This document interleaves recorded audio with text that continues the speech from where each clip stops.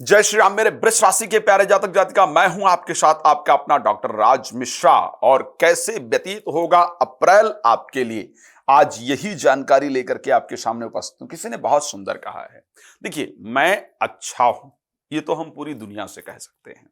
मैं अच्छा हूं, ये कहने के लिए तो हमारे पास पूरी दुनिया है, लेकिन मैं परेशान हूं, ये कहने वाला जिंदगी के अंदर जरूर होना चाहिए। तो हमेशा इस प्रकार का प्रयास कीजिए। मैं क्यों ये बात आपको कह रहा हूं, बिकॉज मैं जानता हूं कि वृष राशि एक प्रकार से इस प्रकार की राशि है जो अपना सब कुछ छोड़ करके दूसरे की मदद सदैव करने के लिए तैयार रहते हैं, लेकिन सामने से अगर देखा जाए तो एक पॉजिटिव रिस्पांस नहीं मिलता है। पर फिर भी अपने जीवन में यह प्रयास करना चाहिए कि ऐसे लोग हमारे आसपास जरूर हों जिससे हम ये कह सकें कि यस, मैं भी परेशान हूं या मैं परेशान हूं। अच्छा है, हम लोगों से कह सकते हैं, परेशान हूं ये बात कहने के लिए भी हमारे पास लोग होने चाहिए। खैर, आपके ग्रहों की पोजीशन क्या है इस पर मैं चर्चा प्रारंभ करूंगा, लेकिन सबसे पहले आपको बता दूं, यदि आप अपने क्षेत्र में राम कथा, भागवत कथा, शिवपुराण की कथा या संगीत में सुंदरकांड पाठ इत्यादि आयोजित कराना चाहते हैं तो आप मुझे संपर्क कर सकते हैं। ये कार्यक्रम हम आपके यहां आकर के इसको करते हैं। चलिए, वृष राशि के लिए जो राशि स्वामी शुक्र हैं 11th हाउस में गोचर करेंगे, सूर्य के साथ और राहु के साथ। 12th हाउस में बुध और गुरु का गोचर रहेगा। शनि मंगल आपके 10th हाउस के अंतर्गत गोचर करेंगे। साथ में अगर देखा जाए केतु आपके पंचम भाव में आकर के गोचर करेंगे। बीच बीच में ग्रहों का परिवर्तन आपके यहां जरूर होता रहेगा। एक बड़ा शानदार संयोग अगर मैं बात करूं तो बनने जा रहा है, और वो संयोग है केंद्र के ग्रहों का आपस में एक साथ उपस्थित होना, यानी शुक्र और सूर्य पंचम भाव के स्वामी, क्षमा चाहूंगा, चतुर्थ भाव के स्वामी सूर्य और आपके राशि स्वामी शुक्र दोनों जाकर के एकादश भाव में गोचर करेंगे और साथ में राहु होंगे। अब एकादश भाव में गोचर करने के कारण अप्रत्याशित रूप से लाभ आपको प्राप्त होगा। अचानक कहीं आपने पैसा दे रखा है, या आपका पैसा रुका हुआ है, या पैसा प्राप्त करना चाहते हैं, या लॉटरी, सट्टा, शेयर मार्केट इत्यादि में आप काम करते हैं, तो यहां से अचानक आपको आर्थिक लाभ प्राप्त हो, इस प्रकार की कंडीशन आपकी राशि के अंतर्गत बन रहा है।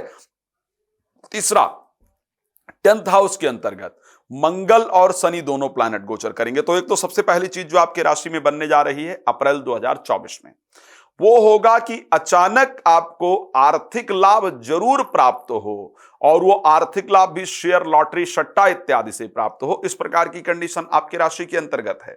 दूसरा पार्ट इसमें है कि 10th हाउस में मंगल गोचर करेंगे, और मंगल 10th हाउस के अंतर्गत 23 तारीख तक गोचर करने वाले हैं। मंगल ये कहने जा रहे हैं कि मैं आपको अधिकार प्राप्त कराने जा रहा हूं। तो यदि कोई प्रमोशन इत्यादि आपका ड्यू है तो वहां से पॉजिटिव रिजल्ट आए, इस प्रकार की परिस्थिति आपकी राशि में है। बट एक बात ध्यान रखना होगा, शनि के साथ मंगल के गोचर करने के कारण प्रोफेशनल लाइफ, जो कार्य क्षेत्र है, वहां पर काफी प्रॉब्लमैटिक कंडीशन रहने वाली है, टर्बुलेंस होने वाली है। वहां पर षड्यंत्र इत्यादि होगा और लड़ाई झगड़ा इत्यादि का भी संयोग रहेगा। तो आपको क्या करना है, देखिए, जब भी हम जीवन में आगे बढ़ते हैं तो शत्रु हमारे निश्चित रूप से तैयार होते हैं, इसमें कोई दो राय नहीं है। तो बस अपने आप को सावधान रख करके आगे बढ़ते चले जाना है। लोग क्या कह रहे हैं, कैसे कह रहे हैं, उस पर ध्यान नहीं देना है। सिर्फ आपको अपने काम पर फोकस करना है। निश्चित रूप से आपके लिए रिजल्ट बेहतरीन होने वाला है। जिन दर्शकों को नींद से रिलेटेड प्रॉब्लम थी, या जिन लोगों का खर्चा बहुत ज्यादा हो रहा था, आप वृष राशि की जातक हैं, जातक जातिका हैं, और आपका खर्च बहुत ज्यादा हो रहा था, या आपको नींद लेने में प्रॉब्लम हो रही थी, तो ऐसे कंडीशन में ये सारी परिस्थितियां आपकी दूर होने वाली हैं। इवन अप्रैल महीने में नींद की दवाओं से आपको छुटकारा मिल जाए, इस प्रकार की कंडीशन है। बेकार के खर्च से आपको छुटकारा मिले, इस प्रकार की कंडीशन है। फॉरेन ट्रैवल यानी विदेश यात्रा को लेकर के जो संयोग बन रहा है वो भी बहुत बेहतर है।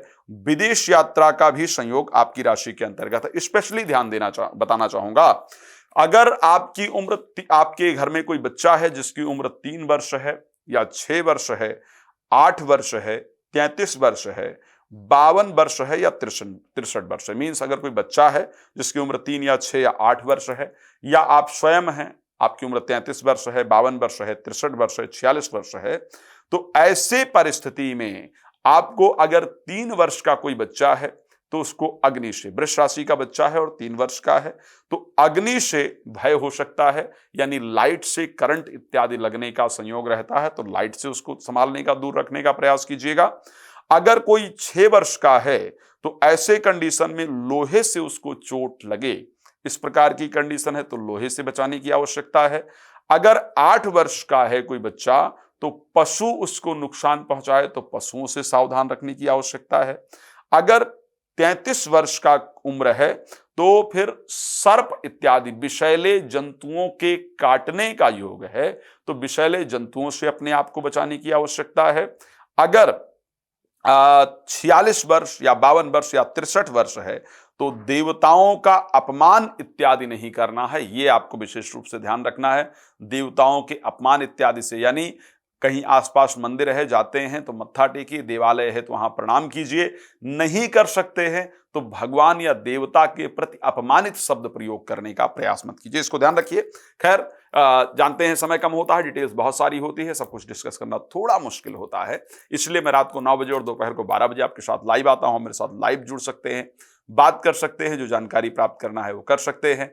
और मैंने पहले भी कहा था और फिर याद दिला रहा हूं, किसी प्रकार की राम कथा, भागवत कथा या शिवपुराण कथा इत्यादि आपने यहाँ आयोजन करना चाहते हैं तो प्लीज हमसे संपर्क कर सकते हैं। जुड़ने के लिए बहुत धन्यवाद। जय श्री राम।